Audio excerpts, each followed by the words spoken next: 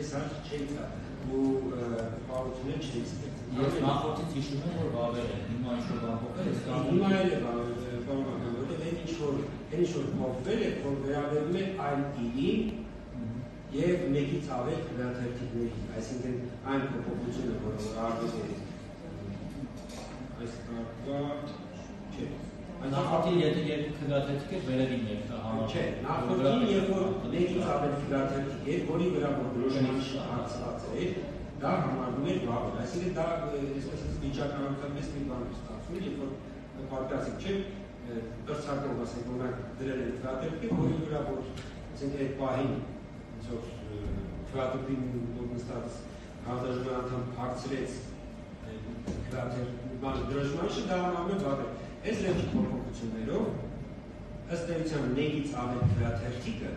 ևս համարվում է անվավերության հիմք, որովհետև դա սահմանված ուրիշի քվեաթերթիկ չէ։ Մեկ քվեաթերթիկ ծալվածի մասը բնական ծալվածի մասը ոչինչ չկա, այսինքն ծալվածը դա արդյոք դա այսպես ասած ինչ մարդ չէ, որ ես ըմնել եմ թպային կամ որևէ այլ ուժ, երբ որ ծալված, ծայրերը ծալված քվեաթերթիկ են, ոչ թե ուղղակի իրական ծալված։ Դե օրինակ այդտեղ հանձնաժողովի այդպես չի կարող, բայց եթե անգամ ինչ-որ տեղ ինչ-որ բան կա, թող դա արձանագրի նայեք, եթե չի կարող այդպիսի բաներ ինչ-որ տրամաբանական է, չէ՞ որ կարող են օրինակ խոստացած լինի, որ գնում են թպային ընտրեն, որպես ապացույց, ասեն դες ծառերը ծալեմ, այդտեղ էլ վստահված անուններ, տեսնի, հետո որ պետք է զեկուցի ասի այո,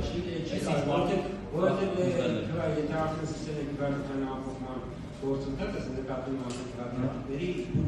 կարծում եմ երբևէ տեղամասում եղած կնեք, երբ նկատած կնեք, թե այդ պրոցեսը ինչ արագությամբ տեղի ունենա։ Հանձնաժողովները, այսինքն նախագահը ինչ ծրացում հանում է եւ արա։ Այսինքն ոչ ոք չի ասում դա ֆիքսի։ Նկատում ֆիքսացը եւ տեսանյութով երևում է։ Դե տեսանյութով կարող եք հետ տալ արդեն դանդաղացնել դա եւ ֆիքսել։ Այո, տեսանյութ կա, բայց տեղամասում գտնվողները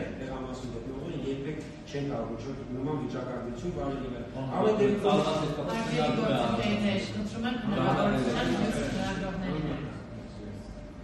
դա անվավերության հիմք չէ։ Մնացած եթե